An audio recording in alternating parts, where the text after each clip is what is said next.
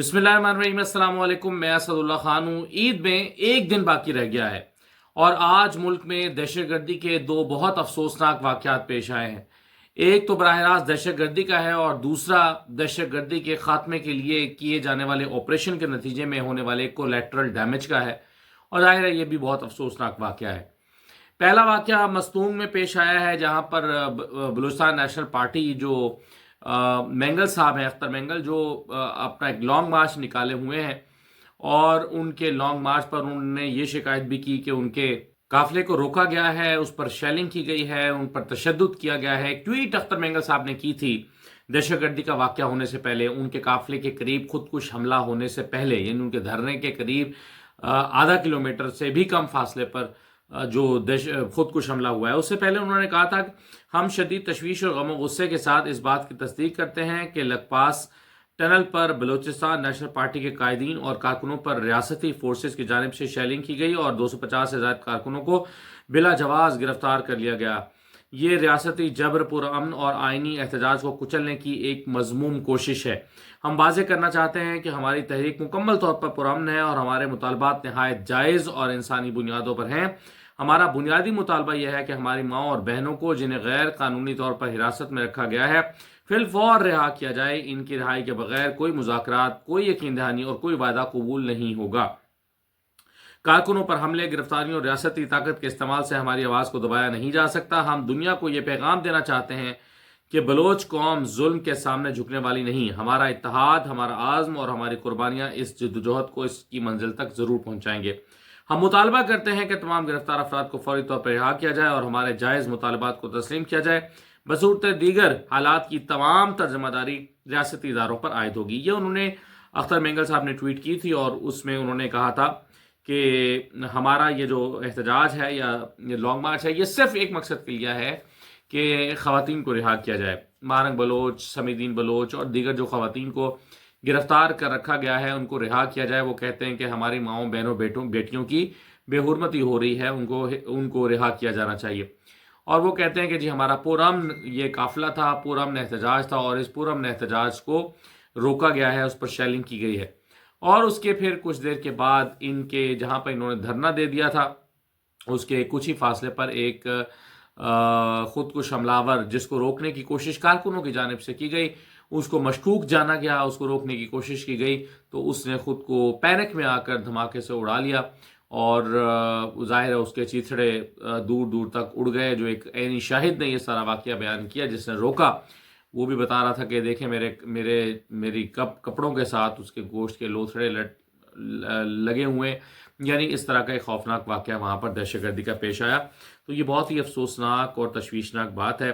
दहशतगर्दी के वाक़यात मुसलसल हो रहे हैं और ऐसे में बलूचिस्तान के हक़ में या बलूचिस्तान की आवाज़ की तर्जुमान आवाज़ जो है उस पर हमला होना, ये बहुत ही पेचीदा मामला दिखाई देता है।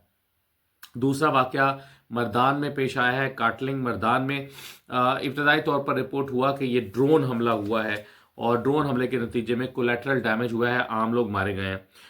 इस ज़मन में एक मौक़िफ़, ज़ाहिर है मुख्तलिफ़ तरह की ख़बरें इब्तदाई तौर पर वहाँ से मौसूल हो रही थी, लेकिन फिर जो बैरिस्टर सैफ हैं उनकी तरफ से कहा गया कि ज़िला मर्दान के पहाड़ी इलाके काटलिंग में दहशतगर्दों की मौजूदगी की मुसद्दिका इत्तलात की बुनियाद पर एक इंसदाद दहशतगर्दी कार्रवाई की गई। यानी दहशतगर्दों को मारने के लिए एक ऑपरेशन किया गया।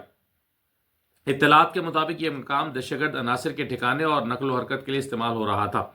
बाद अज़ा मौसूल मालूमात के मुताबिक कार्रवाई के मकाम के अतराफ में बाज़ गैर मुसल्लह शहरी मौजूद थे। कार्रवाई में गैर मुसल्लह अफराद के मारे जाने का अफसोस है, जिनमें ख़वातीन और बच्चे शामिल हैं। ये हुकूमत खैबर पख्तूनख्वा तस्लीम कर रही है। फिर उन्होंने कहा कि यह एक दिलखराश और अफसोसनाक वाक़या है जो दहशतगर्दों को मारे जाने के नतीजे में रूनुमा हुआ। हुकूमत मुतासरा ख़ानदानों से दिली हमदर्दी और ताज़ियत का इजहार करती है और उनके साथ इस गम की घड़ी में खड़ी है। हुकूमत ज़ख्मियों को फौरी तिब्बी इमदाद की फराहमी, जाँ बहक अफराद के लवाहिकीन के लिए इमदाद और मुआवजे की फराहमी यकीनी बना रही है। कार्रवाई के दौरान कई अहम मतलूबा दहशतगर्दों को कामयाबी से हदफ बनाया गया, जो कि इलाके में जारी दहशतगर्द सरगर्मियों में मुलव्वस थे। ऐसी कार्रवाइयों के दौरान आम शहरियों के तहफ़्फ़ुज़ को हमेशा अवलिन तरजीह दी जाती है। बाज़ औक़ात पेचीदा जोग्राफियाई दहशतगर्दों की پیچیدہ جغرافیہ، دہشت گردوں کی جانب سے شہری آبادی میں چھپنے کی حکمت عملی اور آپریشن کی ہنگامی نوعیت کے باعث خواستہ نتائج سامنے آ سکتے ہیں۔ تو بیسیکلی وہ یہ کہہ رہے ہیں کہ دہشت گردوں کی موجودگی کی اطلاع تھی، ان پر اٹیک کیا گیا اور اس کے نتیجے میں قریبی واقع جو شہری تھے جس میں خواتین اور بچے بھی شامل ہیں وہ بھی اس کی زد میں آ کر جاں بحق ہو گئے۔ اور وہ کہتے ہیں کہ ایسا واقعات تب ہوتے ہیں جب یہ دہشت گرد آبادیوں میں چھپنے کی کوشش کرتے ہیں، البتہ پوری کوشش کی جاتی ہے کہ ایسا نہ ہو، لیکن بہرحال یہ واقعہ پیش آیا۔ اب اس میں جو جنید اکبر صاحب کی سٹیٹمنٹ ہے وہ مختلف ہے۔ جنید اکبر صاحب نے کیا کہا؟ انہوں نے کہا جی کہ مردان کاٹلنگ شموزوں میں نہتے چرواہوں پر ڈرون حملہ کر کے روزے کی حالت میں 10 افراد بشمول بچے اور خواتین شہید کر دیے گئے، جو ظلم اور بربریت کی انتہا ہے۔ اس بہیمانہ کارروائی کی شدید الفاظ میں مذمت کرتے ہیں، دکھ کی اس گھڑی میں اہل خانہ کے ساتھ ہیں صوبائی صدر جنید اکبر خان۔ تو یہ جنید اکبر خان صاحب نے تو براہ راست ان کا کہ ڈرون حملہ کر کے معصوم لوگوں کو مارا گیا ہے، اس کی مذمت کرتے ہیں۔ اور جو ڈاکٹر امجد ہیں، یہ معاون خصوصی ہیں صوبائی حکومت کے، یہ کیا کہہ رہے ہیں، ان کی ذرا بات بھی سن لیجئے گا۔ آج علی صبح کچھ فیملی جو کاٹلنگ کی پہاڑی علاقوں میں گجر قوم سے تعلق رکھتی تھی، ان کے اوپر ڈرون اٹیک ہوا ہے اور اس میں 9 سویلین یعنی 9 لوگ اس میں شہید ہو چکی ہے، جس کی آئیڈینٹیفیکیشن ابھی تک ہو چکی ہے۔ اس کے علاوہ کچھ بچے بھی ابھی تک غائب ہے، ان کا پتہ نہیں چل رہا، اور جو ڈیڈ باڈیز ہے وہ بالکل مسخ ہو چکی ہے، ان کی پہچان مشکل ہے۔ تو میں جتنی بھی ہماری فیڈرل گورنمنٹ ہے، ہماری جو ہمارے تحفظ پر مامور لوگ ہیں، ان سے یہ کوشچن کرنا چاہتا ہوں کہ ان لوگوں کا کیا گناہ تھا۔ تو یہ ڈاکٹر امجد نے یہ پیغام دیا کہ ان لوگوں کا کیا گناہ تھا، اور اس پر وہ بڑی تشویش اور پریشانی کا اظہار کر رہے ہیں۔ ایک طرف یہ کمپلیکس سچویشن ہے دہشت گردی کی، دہشت گردی کے حملے بھی ہو رہے ہیں اور دہشت گردوں کو مارنے کے لیے آپریشنز بھی جاری ہیں، لیکن اور سارے جعفر ایکسپریس کے حوالے سے بھارت کے ملوث ہونے کے ثبوت اور بھارت کا نے جس طرح سے اس کو سیلیبریٹ کیا، اس پر D G I S P R بھی اپنی پریس کانفرنس میں چیزیں بتا چکے ہیں، لیکن فیاض الحسن چوہان صاحب کچھ نیا لائے ہیں۔ وہ کہتے ہیں کہ جی یہ سارا واقعہ جو پلان کیا گیا ہے وہ جمائمہ نے کیا، اور جمائمہ نے کہا کہ عمران خان کو چھڑانے کی تمام کوششیں چونکہ ناکام ہو چکی ہیں، اس لیے اب ٹرین اغوا کر کے عمران خان کی رہائی کا مطالبہ کیا جائے۔ ذرا دیکھیے فیاض الحسن چوہان صاحب کس طرح کی غیر سنجیدہ گفتگو کر رہے ہیں، سنیے ذرا۔ اور آج آپ کو ایک بریکنگ دے دوں آپ کے اس کی جی، آپ کی اطلاع کے لیے یہ جعفر ایکسپریس کا پورا پلان کہاں بنا بتایا آپ کو؟ کہاں بنا؟ جعفر ایکسپریس کے وقوع سے 3 ہفتے پہلے جمائمہ گولڈ سمتھ اور زیک گولڈ سمتھ نے ایک میٹنگ بلائی برطانیہ میں، اچھا، جس میں ہربیار مری، برہم داغ بھگٹی اور انڈین را کا انتہائی سینئر مینجمنٹ اور برطانیہ کی اور پھر اسرائیل کی جناب خفیہ ایجنسیز کے لوگ، یہ سارے کے سارے بیٹھے۔ انہیں جناب جمائمہ گولڈ سمتھ نے اور زیک گولڈ سمتھ نے آفر کی کہ ہم نے جتنی سٹرگل کرنی تھی ہم نے کر لی، ہم نے اربوں روپے لگا دیا، کروڑوں ڈالر لگا دیے، اسرائیل کو 150-60 ہم نے آرٹیکل لکھوا دیے، ہم نے ہاؤس آف کامن برطانیہ کے اندر جناب لابنگ، ہم نے کانگریس کے جناب 69 ممبران کے ذریعے سے، ہم نے ڈیموکریٹس ریپبلکن کدھر سارا سر پھوڑ لیا، ٹھیک ہے، لیکن ہمارا بانی تحریک انصاف رہا نہیں ہو رہا۔ اچھا، تو جناب ہم نے آپ کو بلایا ہے، آپ کوئی ایسا ایکٹ کریں اینٹی پاکستان بلوچستان کے اندر جس کی ساری فنڈنگ ہم کریں گے، ٹیکنیکل سپورٹ آپ کو انڈین را دے گی، اور ایسا ایکٹ ہو کہ جس میں آپ نے یرغمالی بنانے کے بعد مطالبہ رکھنا ہے کہ بانی تحریک انصاف کو رہا کیا جائے اور ان کو لایا جائے، وہ ہمارے ساتھ جناب بارگین کریں، ہمارے ساتھ ڈائلاگ کریں، تب جا کے سارٹ آؤٹ جتنی دیر یہ اچھا، اب اس میں مطلب یہ کیا مزاحیہ سی گفتگو ہے چوہان صاحب کی؟ اچھے خاصے آدمی ہوا کرتے تھے، مگر چوہان صاحب کی ان باتوں میں کتنے سارے تضادات ہیں۔ آپ دیکھیں، ایک تو وہ کہہ رہے ہیں کہ ان کو کہا گیا کہ آپ نے ٹرین اغوا کرنی ہے اور پھر مطالبہ کرنا ہے کہ عمران خان کو رہا کیا جائے اور وہ آ کے ہم سے بات چیت کرے، تو پھر انہوں نے یہ مطالبہ کیا تو نہیں۔ اگر یہ اسی مقصد کے لیے تھا تو عمران خان کا تو انہوں نے ذکر تک نہیں کیا. انہوں نے کہا کہ ہمارے جو لاپتہ افراد ہیں ان کو بازیاب کیا جائے یا ان کے دیگر مطالبات تھے، اور 48 گھنٹے کا الٹیمیٹم ان کی طرف سے دیا گیا. انہوں نے تو عمران خان کا ذکر تک نہیں کیا. تو پھر یہ کیسا منصوبہ تھا کہ جس میں دہشت گردوں نے جنہوں نے ٹرین پوری ہائی جیک کر لی، انہوں نے عمران خان کا نام تک نہیں لیا. بھول گئے تھے کیا؟ وہ ان کے ذہن سے نکل گیا تھا. تو یہ عجیب و غریب سا جو دعویٰ یہ کر رہے ہیں. اور پھر وہ کہتے ہیں کہ جی موساد کو، را کو، دنیا کی ساری بڑی ایجنسیز کو اپنے پاس بلایا جمائمہ نے اور کہا کہ تمہیں پیسے میں دوں گی یہ آپریشن کرنا ہے. یعنی جیسے کہ موساد کے پاس اور را کے پاس پیسے کی کمی ہی تھی اس آپریشن کو کنڈکٹ کرنے کے لیے. اس آپریشن کے لیے را کے پاس چونکہ بجٹ نہیں تھا، وہ یہ کرنا تو چاہتے تھے لیکن کر نہیں پا رہے تھے کیونکہ پیسے نہیں تھے. تو پھر جمائمہ نے آفر کیا کہ پیسے میں دوں گی. اور را جو ہے یہ کب سے کسی ایک خاتون کی بات مان کے آپریشنز کرنے لگی. یعنی ان کا اپنا کوئی ایجنڈا نہیں ہے، ان کا اپنا کوئی پلان نہیں ہے، ان کی اپنی کوئی صلاحیت نہیں ہے. کیا وہ کرائے کے قاتلوں کے طور پر یا کرائے کے اغوا کاروں کے طور پر یا کرائے کی ایجنسیوں کے طور پر استعمال ہونے لگے ہیں؟ یعنی جمائمہ سے پیسے لے کر اب موساد جو ہے وہ اپنے یعنی مال بنانے کے لیے اس طرح کے آپریشن کرے گی. تو عجیب و غریب قسم کا یہ دعویٰ ہے جس کا نہ سر ہے نہ پیر ہے. اور وہ مطلب کیا اس پہ کہا جائے کہ باتیں آپس میں مل نہیں رہی. اور ایک مزاحیہ سا ہی اس کو میں تو دعویٰ کہوں گا، جس کو وہ بریکنگ نیوز کہہ رہے ہیں، میں تو مزاحیہ سا دعویٰ کہوں گا. آپ سوچ رہے ہوں گے کہ میں نے پھر اتنی غیر سنجیدہ بات سنوائی کیوں ہے.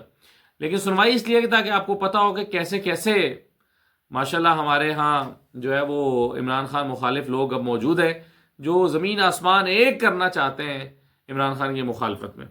تو یہ آپ نے بہرحال ان کی بات سن لی. احمد نورانی صاحب کی والدہ جو ہیں، انہوں نے اب براہ راست عدالت سے تو وہ مایوس ہو گئی ہیں کیونکہ عدالت نے 10 دن کا ٹائم دے دیا. اسلام آباد ہائی کورٹ جسٹس امین منہاج صاحب کے پاس مقدمہ لگا اور آئی جی نے وہاں پر ان کے سامنے پیش ہو کر 15 دن کا ٹائم مانگ لیا، جو کہ بہت ہی حیران کن بات تھی کہ ایک انتہائی اہم نوعیت کا ارجنٹ نوعیت کا معاملہ جس میں 2 لوگ 9-10 دن سے لاپتہ ہیں اور ان کی بازیابی کے لیے تو صبح دوپہر شام ایفرٹ ہونی چاہیے تھی، تو آئی جی صاحب نے 2 ہفتے مانگ لیے. اور اس سے بھی زیادہ حیران کن بات یہ ہے کہ جج صاحب نے 10 دن کا ٹائم دے بھی دیا. جج صاحب نے 10 دن کا ٹائم دے دیا، یعنی 7 اپریل تک کا انہوں نے وقت دے دیا. اور جب عدالت کی یہ حالت ہے کہ ارجنٹ نوعیت کے معاملے میں وہ 10 دن کا ٹائم دیں گے تو پھر اپیل پاکستان کی سب سے طاقتور شخصیت سے ہی کرنا باقی رہ جاتا ہے. تو احمد نورانی کی والدہ یہی کہہ رہی ہیں کہ مجھے پتا ہے کہ آپ کردار ادا کر سکتے ہیں یا آپ اتنے با اختیار ہیں کہ میرے بچوں کی بازیابی کے لیے آپ اپنا کردار ادا کریں تو آپ کو کامیابی ملے گی. کوئی اور تو کر نہیں رہا، آپ اگر کریں گے کردار ادا تو کامیابی مل جائے گی. اب وہ کہہ رہی ہیں کہ میں تنہا عورت ہوں، میرے بچے اٹھا لیے گئے ہیں. اور احمد نورانی کی صحافت سے ہمارا کوئی تعلق نہیں ہے، ہمارا تو بہت دن اس سے رابطہ بھی نہیں ہوتا، اور صحافت پہ تو ظاہرہ ہمارا اس سے کوئی تعلق ہی نہیں ہے اور ہمیں پتہ ہی نہیں ہوتا وہ کیا کر رہا ہے. اور ہم تو اس کو کہتے ہیں کہ میں تو کہتی ہوں کہ بیٹا ایسی چوریز نہ کیا کرو جس سے کسی کی دل آزاری ہو. تو کیا کہا ہے احمد نورانی کی والدہ نے، سنیے ذرا. السلام علیکم آرمی چیف صاحب، میں احمد نورانی کی والدہ بات کر رہی ہوں. میرے 3 بچے ہیں، تینوں انجینئر ہیں. 2 بچے میرے سیکورٹی والے اٹھا کے لے گئے ہیں.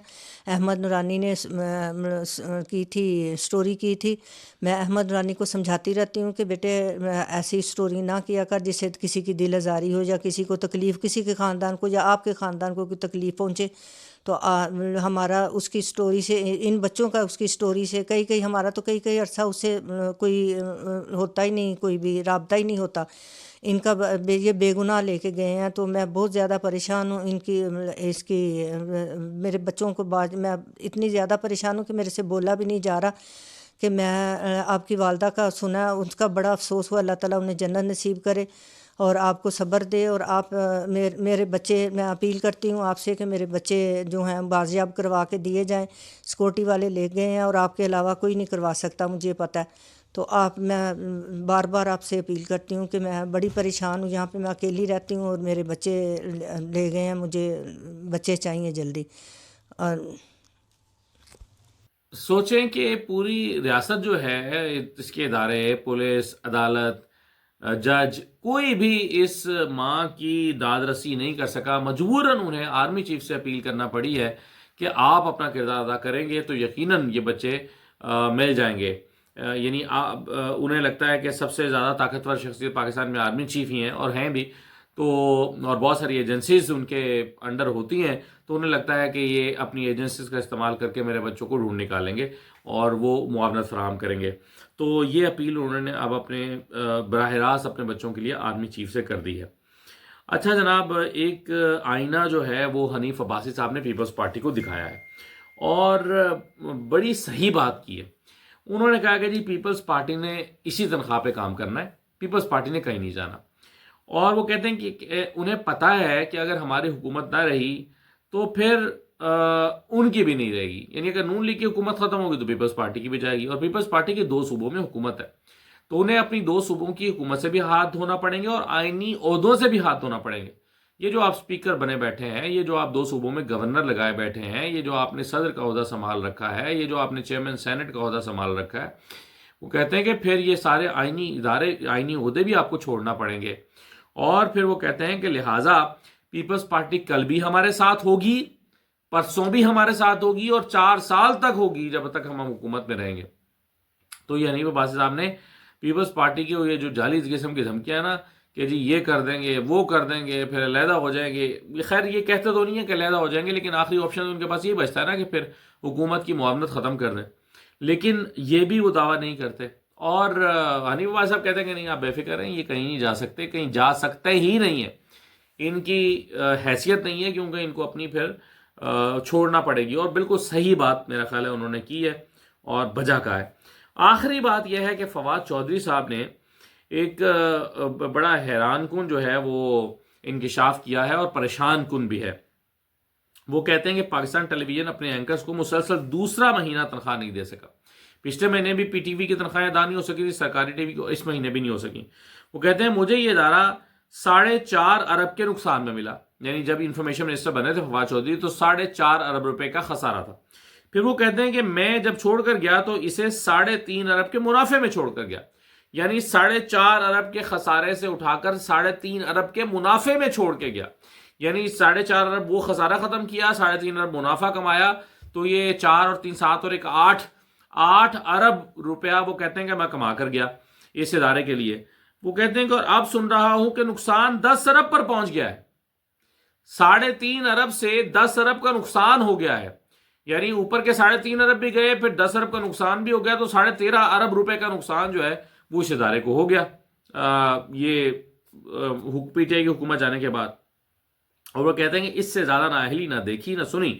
نون لیگ اکیلی ہی اداروں کی تباہی کے لیے کافی تھی، اب تو پیپلز پارٹی بھی ساتھ ہے. ٹی وی ان کرائسس کا ہیش ٹیگ انہوں نے ساتھ لکھا ہے. تو وہ کہتے ہیں کہ سرکاری ٹی وی کے ساتھ یہ سلوک کیا جا رہا ہے. 4.5 ارب کے مائنس سے اٹھا کر 3.5 ارب کا پلس دے کر گئے، اور اب 10 ارب کا مائنس چل رہا ہے. یعنی وہ جو پلس میں تھا وہ بھی کھا پی لیا گیا، اور جو مائنس ہے وہ بھی. یہ فواد چودھری صاحب نے دعویٰ کیا اور کچھ حقائق بیان کیے. تو یہ تھی جی کچھ اب تک کی خبریں. اجازت دیجیے، اللہ حافظ.